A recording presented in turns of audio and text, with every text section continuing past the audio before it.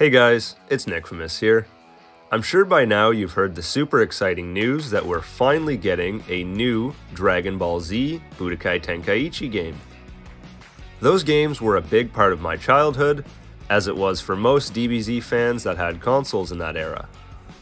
It really felt like the most true playable DBZ experience at the time, and I still think it holds up as arguably the best game in the franchise's history. I never imagined that we would get another game in the Budokai Tenkaichi series, especially after all of these years. I couldn't be more hyped. I have a lot of thoughts on this upcoming game, and I've already seen a lot of great speculation online, so let's get into my wish list. So obviously, let's talk roster size. Probably the most iconic thing about the Tenkaichi games is the sheer size of the roster. It's the smash ultimate of Dragon Ball Z games, even including giant playable characters and others that were never before playable. Here on the official Dragon Ball website, they acknowledge the series' popularity partially due to the roster's size. So they definitely know the fan expectations for this new game are huge. I have faith that they'll do the roster justice.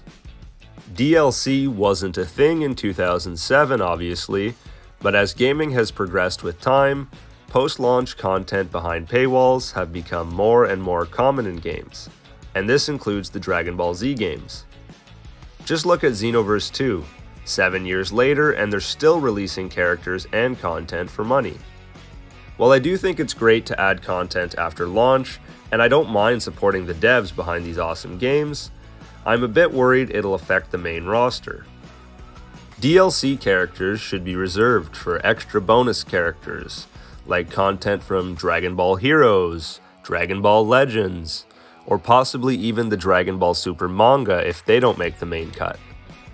I don't want to have to pay for Super Saiyan 4 Gogeta or Broly in the game. At the most, if they have to cut characters, make it minor generic characters like Frieza Soldier or General Blue. I don't know if every single character from Budokai Tenkaichi 3 will return, but I do expect majority of them to be there, and on the base roster. I feel like this alone will be a huge deciding factor in how the game is received among fans. Being able to play as the giant characters in the Dragon Ball universe was one of the greatest things about Tenkaichi. They weren't balanced, but who cares? I hope they bring back big playable characters, plus there's so many new ones they can add like the Universe 3 Fusion, Giant Orange Piccolo, Cell Max, etc. It'd be a huge missed opportunity if they omitted the big boys. Another thing that this game needs to continue with is transformations for characters. One thing that Dragon Ball games have become infamous for is having transformations as separate characters. Because of this, Goku and Vegeta forms pollute the rosters of games like Fighters and Xenoverse. In Tenkaichi, they all have the forms accessible to the character. So I hope to see Goku transform into Ultra Instinct during a match, and have Goten and Trunks fuse into Gotenks during a match, just like the old days. Judging by the teaser trailer where Goku transforms from base to blue, I feel like it's safe to say this feature will return. Now I'm sure I'm not the only one who needs to see this return, beam collisions. Need I say more? Truly a mechanic that captures the essence of the anime, and it's a shame that the recent games have dropped it. Maybe too many parents were calling and complaining about their kids breaking controllers. Who knows?